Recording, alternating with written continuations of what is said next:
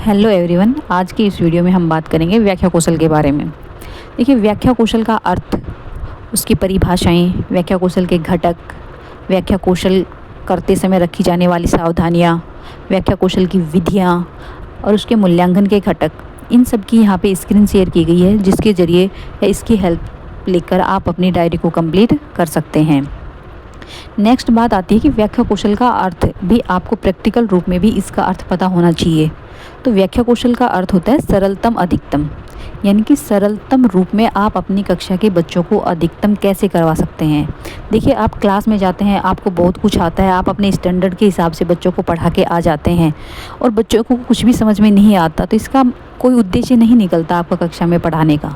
तो इसीलिए आप अपने उद्देश्यों को पूरा करने के लिए आप किस प्रकार से कक्षा में अधिकतम अधिगम करवाएं कि बच्चों को अधिगम हो सके। इसके लिए आपकी व्याख्या शैली जो होती है वो स्पष्ट होनी चाहिए, सरलतम होनी चाहिए, तभी बच्चे आपकी इस विषय को समझ पाएंगे और आपके इस विषय में बच्चे इंटरेस्ट ले पाएंगे।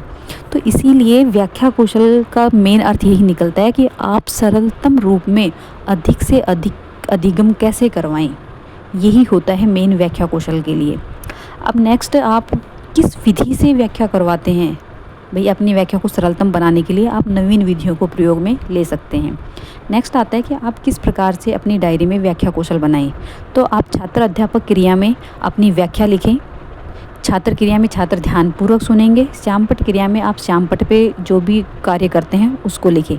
नेक्स्ट, आप चार्ट मॉडल यूज में लेते हैं तो आप मिनिएचर इसमें लगाएं, मिनिएचर कि भाई मैंने इस चार्ट या मॉडल के थ्रू इस व्याख्या को बनाया है। और इस तरीके से आप चार्ट मॉडल के ज़रिए जब बच्चों को पढ़ाते हैं तो कक्षा आपका माहौल जो होता है वो इंटरेस्टिंग हो जाता है, रुचिकर हो जाता है और बच्चे आपके सब्जेक्ट में रुचि लेने लगते हैं और बच्चों को समझने में भी ईजी हो जाता है। सबसे लास्ट में आपके आता है इसके मूल्यांकन के घटक कि भाई आपकी व्याख्या कैसी रही, उसका मूल्यांकन इन निम्न घटकों के आधार पे किया जाता है। तो इस प्रकार आप व्याख्या कौशल करें।